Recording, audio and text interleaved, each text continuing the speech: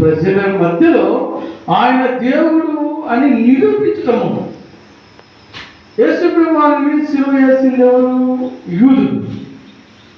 యేసుప్రభు వారిని కొట్టింది ఎవరు? యూదులు. యేసుప్రభు వారిని అనేకమైనటువంటి మాటలతో బాధ పెట్టింది ఎవరు? యూదులు. యేసుప్రభు వారంటే నమ్మకం లేనటువంటి వారు ఎవరు? యూదులు. ఇలాంటి యూదుల మధ్య ఆయనే దేవుడు, మనం ఎదురు చూస్తున్నటువంటి క్రీస్తు ఆయనే అని పేతురు ఎలాగా నిరూపిస్తూ ఉన్నాడు? ఎలాంటి రుజువులు ఇజ్రాయేల్ ప్రజలకి పేతురు చూపిస్తూ ఉన్నారనేటువంటి అంశంలో గురువారము అపోస్తలుల కార్యములు 2వ అధ్యాయము 22వ వచనము ఎంతవరకు మనం మాట్లాడుకొని ఉన్నామమ్మా? ఎన్ని వచనాలు? 24 వచనాలు మాట్లాడుకొని ఉన్నాం. ఈరోజు 25వ వచనం మాట్లాడుకుందాం. పేతురు గారు ఇజ్రాయేల్ ప్రజలతో మాట్లాడుతూ ఉన్నాడు. ఇజ్రాయేల్ ప్రజలారా, ఇప్పుడు దాకా యేసు ప్రభువు మాటలు చెబితే వినకుండా ఉన్నటువంటి ప్రజలారా, ఇప్పుడు నేను చెబుతున్నాను మీరు వినండి.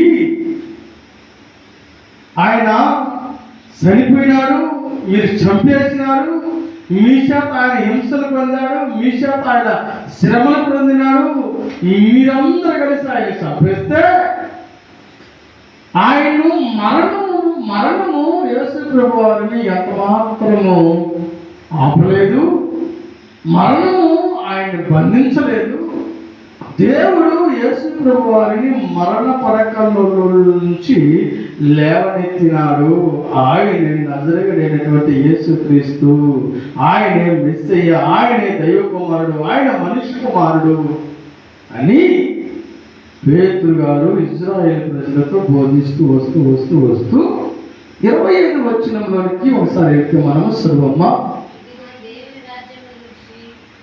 25:2-25 ఆయన గురించి దావీదు ఇట్టని ఎవరు మాట్లాడుతూ ఉన్నారు? పేతురు గారు మాట్లాడుతూ ఉన్నారు. ఇశ్రాయేలు ప్రజలారా,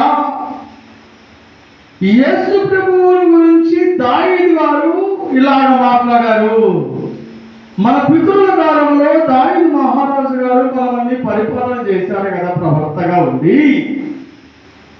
మన పితరుల కాలంలో దావీదు మహారాజు గారు మనందరినీ 40 సంవత్సరాలు పరిపాలన 40 సంవత్సరాలు పరిపాలిస్తే దావీదు మహారాజు గారు యేసు ప్రభు వారి గురించి ఇలాగ మాట్లాడారు, మీరు వినండి అని పేతురు గారు మాట్లాడుతూ ఉన్నాడు ఇజ్రాయేల్ ప్రజలతో. మీరు నమ్మనటువంటి ఇజ్రాయేల్ ప్రజలారా, మీరు విశ్వసించని ఇజ్రాయేల్ ప్రజలారా, దావీదు మహారాజు గారు యేసు ప్రభు వారి గురించి ఇలాగ మాట్లాడారు, మీరు వినండి అని దావీదు మహారాజు గారు యేసు ప్రభు వారి గురించి ఎలాగ మాట్లాడాడో ఆలోచిస్తారమ్మ. నేను ఎల్లప్పుడూ నా ఎదుట ప్రభువును సూచితిని, ఆయన నా కుడి పార్శ్వమున ఉన్నాడు గనుక నేను కదల్చబడను. కావున నా హృదయము ఉల్లసించను, నా నాలుక ఆనందించను. చాలు. దావీదు మహారాజు గారు యేసు ప్రభు వారి గురించి రాసినటువంటి లేఖనాన్ని, దావీదు మహారాజు గారు యేసు ప్రభు వారి గురించి ఏదైతే కీర్తన గ్రంథంలో రాసి ఉన్నాడో ఆ లేఖనాన్ని ఇశ్రాయేలు ప్రజలకి పేతురు గారు తెలియపరుస్తూ ఉన్నారు, గుర్తు చేస్తూ ఉన్నారు. నేను ఎల్లప్పుడూ నా ప్రభువు ఎదుట నేను ఆనందించదను, నా హృదయం ఉల్లసించదను, నేను ఎప్పుడు ఆయన కుడిపార్శ్వమున ఉంటాను, నేను ఆయన్ని విడిచిపెట్టను అని దావీదు మహారాజు గారు ఆయన రాసినటువంటి కీర్తన గ్రంథంలో ఏదైతే ఉన్నదో అది గుర్తు చేస్తూ దావీదు మహారాజు గారు చెప్పినటువంటి లేఖనము యేసు ప్రభు వారి గురించి ఆయన లేఖనం చెప్పినాడని ఇజ్రాయేల్ ప్రజలతో పేతురు గారు మాట్లాడుతూ ఉన్నారు. ఒకసారి దావీదు మహారాజు గారు రాసినటువంటి లేఖన గ్రంథంలోనికి మనం ఒకసారి వెళితే కీర్తన గ్రంథం 16వ అధ్యాయం. దావిదు మహారాజు గారు యేసు ప్రభు వారి గురించి ఏం మాట్లాడారో మనకు ఒకసారి అర్థమవుతుంది. కీర్తన గ్రంథం 16వ అధ్యాయం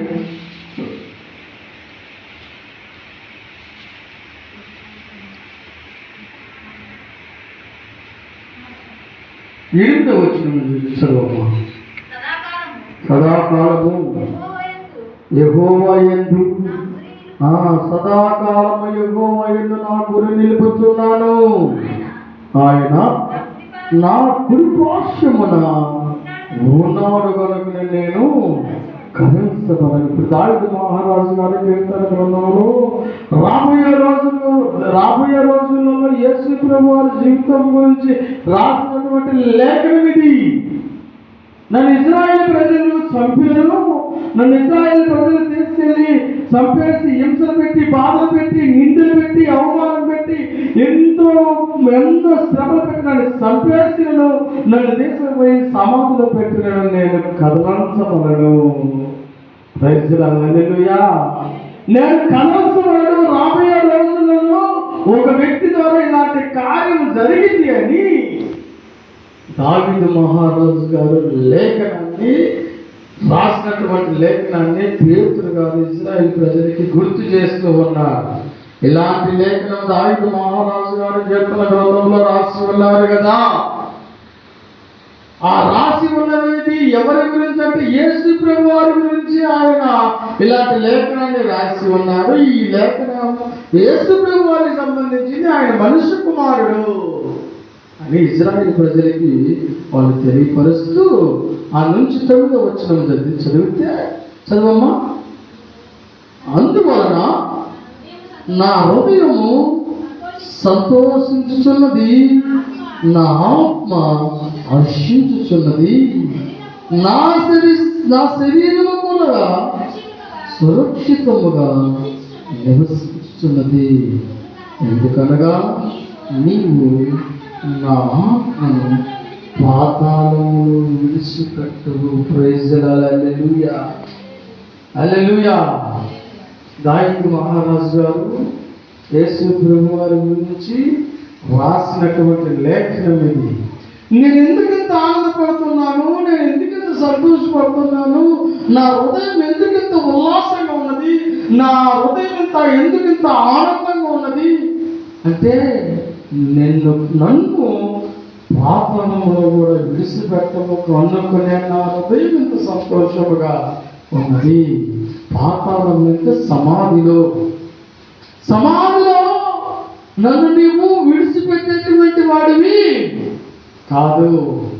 సమాధిలో ఆయన్ను విడిచిపెడితే ఆయన శరీరము కుళ్ళుపడతామా? సమాధిలో యేసు ప్రభు శరీరాన్ని దేవుడు విడిచిపెడితే కుళ్ళు పట్టేది, చెడిపోయేది.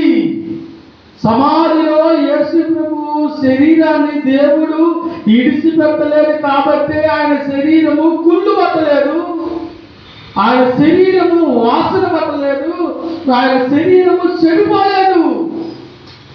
అదే పేతురు గారు అంటూ ఉన్నారు. పేతురు గారు ఇశ్రాయేలు ప్రజల సమాధిలో ఆయన శరీరాన్ని కుళ్ళు పట్టనివ్వని దావీదు మహారాజు గారు ఎవరి గురించి అయితే లేఖనము రాసి ఉన్నాడో ఆ లేఖనము యేసు ప్రభు వారి ద్వారా నిరూపించబడినది. సమాధిలో ఆయన శరీరాన్ని దేవుడు విడిచిపెట్టలేదు కాబట్టి ఆయన శరీరము కుళ్ళు పట్టలేదు, ఆయన శరీరము చెడిపోలేదని ఇశ్రాయేలీయులతో దావీదు మహారాజు గారు వేసినటువంటి లేఖనాన్ని పేతురు గారు గుర్తు చేస్తూ ఉన్నారు. నిజంగా సమాధిలో యేసు ప్రభు వారి శరీరాన్ని విడిచిపెట్టలేదా? లేదా సమాధిలో ఉన్నటువంటి వారందరి శరీరాన్ని దేవుడు విడిచిపెట్టలేదు? ఒకసారి మనము దినవృత్తాంతంలోనికి వెళ్దాము. దినవృత్తాంతములు 29వ అధ్యాయం ఒకటవ దినవృత్తాంతములు 29వ అధ్యాయం. సమాధిలో ఉన్నటువంటి శవాల శరీరాలను దేవుడు ఇడిసి పెడితే ఏమవుద్ది, ఇడిసి పెట్టకుండా ఏమవుద్ది అనే విషయంలోనికి ఒకసారి మనం వెళితే దినవృత్తాంతములు 1వ దినవృత్తాంతముల గ్రంథములు 29వ అధ్యాయం 26వ వచనం. యెషయి కుమారుడైన దావీదు ఇశ్రాయేలీయులందరి మీద రాజయ్యుండెను. అతడు ఇశ్రాయేలీయులను ఏలిన కాలము 40 సంవత్సరములు. హెబ్రోనులో 7 సంవత్సరములు, యెరూషలేములో 33 సంవత్సరములు అతడు ఏలెను. అతడు వృద్ధాప్యం వచ్చిన వాడై ఐశ్వర్య ప్రభావము కలిగి మంచి ముదులో మరణమును. అతని తరువాత అతని కుమారుడు సొలొమోను అతనికి మారుగా రాజాయను. దావీదు మహారాజు గారు హెబ్రోనులో 7 సంవత్సరాలు, ఇశ్రాయేలీలో 33 సంవత్సరాలు, మొత్తం 40 సంవత్సరాలు పరిపాలన చేసినాక మాట్లాడుతూ వాటి వినాలి. పరిపాలన చేసినాక 40 సంవత్సరాలు పరిపాలన మొత్తం అయిపోయినాక ఆయనకు ముసలితనం వచ్చినప్పుడు అష్టైశ్వర్యాలు బాగా వచ్చాయి, సంపద బాగా వచ్చింది, ధనం బాగా వచ్చింది, అన్ని బాగా వచ్చినాయి. ముసలితనం వచ్చినప్పుడు ఆయన మరణించాడు. ముసలితనం వచ్చినప్పుడు ఆయన మరణిస్తే ఆయన తర్వాత ఆయన కుమారుడు అయినటువంటి సొలొమోను మహారాజు గారిని రాజుగా చేశారు. సొలొమోను మహారాజు గారిని రాజుగా చేస్తే 2వ దినవృత్తాంతముల గ్రంథం సొలొమోను మహారాజు గారి గురించి యేసు ప్రభు వారు ఏం చెబుతున్నారో ఒకసారి మనం చూద్దాం. సొలొమోను మహారాజు గారు రాసిన 2వ దినవృత్తాంతముల గ్రంథం 9వ అధ్యాయం 30వ వచనంలో దావీదు చరిత్ర అయిపోయింది, చనిపోయాడు. ఆయన తీసుకెళ్ళి సమాధిలో పెట్టాడు. అంతవరకు ఆయన చరిత్ర ముగిసినాక ఆయన తర్వాత ఆయన కుమారుడు సొలొమోను మహారాజు గారు పరిపాలన కాలంలోనికి వచ్చినాక 2వ దినవృత్తాంతముల గ్రంథం 9వ అధ్యాయం 30వ వచనం చదవమ్మా. సొలొమోను యెరూషలేమునందు ఇశ్రాయేలీయులు అందరమైన 40 సంవత్సరములు ఏలుబడి చేసింది. తరువాత సొలొమోను తన పితరులతో కూడా నిద్రించి తన తండ్రి అయిన దావీదు పట్టణం ముందు పాతి పెట్టబడినప్పుడు దావీదు పట్టణం ముందు దావీదును పాతి పెట్టారు. దావీదు పట్టణం అంటే ఇశ్రాయేలు ప్రజలకి దావీదు మహారాజు గారు ఒక గొప్ప పట్టణాన్ని ఏర్పాటు చేస్తారు, కడతారు. గొప్ప పట్టణాన్ని కడితే ఆ పట్టణానికి దావీదుపురము అనేటువంటి పేరు పెడితే దావీదు మహారాజు గారు మరణించాక ఆ శవాన్ని తీసుకెళ్ళి ఆ దావీదు పట్టణంలో పెట్టి అంతవరకు ఆయన చరిత్ర ముగించినాక ఆయన కుమారుడైన సొలొమోను మహారాజు గారు పరిపాలన కాలంలోనికి వచ్చి 40 సంవత్సరాలు పరిపాలన చేసి ఆయన కూడా చనిపోయినాక ఆయన తీసుకెళ్ళి తండ్రి సమాధి కాడ దావీదుపురంలో దావీదు పట్టణంలో తండ్రి సమాధి కాడ ఆయన కూడా పాతి పెట్టడం జరిగిపోయింది. తర్వాత సొలొమోను తర్వాత ఎవరు రాజు అయ్యాడు? అతనికి బదులుగా అతని కుమారుడైన రెహబాము రాజు ఆయన. ఇప్పుడు ఇద్దరు వారిని ఇచ్చాడు. నేను ఈ మరణాల గురించి ఎందుకు చెబుతున్నానో చివరి అంశంలో ఒకసారి మనకి వచ్చింది. మన సొలొమోను తర్వాత సొలొమోను కుమారుడైనటువంటి రెహబాము రాజు అయ్యాడు. రెహబాము రాజయ్యాక రెహబాము పరిస్థితి ఒకసారి మనం ఆలోచన చేస్తే 2వ దినవృత్తాంతాల గ్రంథం 12వ అధ్యాయం 16వ వచనం చదువు ఒకసారి. రెహబామును యెహోరామునకు యుద్ధము ఎడతెగక జరిగింది. రెహబాము తన పితరులతో కూడా నిద్రించి దావీదు పట్టణమందు పాతి కట్టబడి. ఇప్పుడు రెహబాముకి దావీదుకి వాళ్ళ సంబంధం ఏంటమ్మా? ఇప్పుడు రెహబాము దావీదు ఏమంటారు? రెహబాము దావీదు కుమారుడు సొలొమోను, సొలొమోను కుమారుడు రెహబాము. ఇప్పుడు రెహబాముకు దావీదుకు ఉన్న సంబంధం ఏంటి? మనమడు అంతే కదమ్మా, మనమడు. రెహబాము దావీదుకి ఏమవుతారు? మనమడేతుడు. రెహబాము రెహబాము దావీదుని ఏమని పిలవాలి? జేసియా అని పిలవాలి. మూడో తరం వచ్చాక రెహబామును కూడా తీసుకెళ్ళి వాళ్ళ నాయకుడైనటువంటి సొలొమోను వాళ్ళ చేసినాయనటువంటి దావీదు మహారాజు గారిని ఎక్కడైతే దావీదుపురంలో పాతి పెట్టబడిందో రెహబామును కూడా తీసుకెళ్ళి అదే స్థలములో పాతి పెట్టబడతారు. రెహబాము తర్వాత అబియా, రెహబాము కుమారుడైనటువంటి అబియా రాజు అవుతాడు. ఎందుకు చదువుతున్నానో ఏంటంటే మళ్ళా దీనికి ఆన్సర్ వచ్చింది. అబియా రాజు అవుతాడు. అబియా రాజు అయినాక అదే దినవృత్తాంతాల గ్రంథం 14వ అధ్యాయం 1వ వచనం చదువమ్మా. అబియా రాజు అవుతాడు. రెహబాము కుమారుడు అబియా రాజు అవుతాడు. అబియా తన పితరులతో కూడా నిద్రించగా జనులు అతనిని దావీదు పట్టణమందు పాతి పెట్టబడి. అబియా రెహబాము కుమారుడైనటువంటి అబియా కూడా మరణించాడు. మరణించాక వాళ్ళ పితరులైనటువంటి రెహబాము, సొలొమోను, దావీదు వీళ్ళు నలుగురు ఎక్కడైతే దావీదుపురంలో పాతి పెట్టారో అక్కడనే అబియాను కూడా తీసుకెళ్ళి పాతి పెట్టబడింది. ఇప్పుడు ఎంతమంది అయ్యారు? అబియాకి ఎంతమంది అయ్యారమ్మా? 5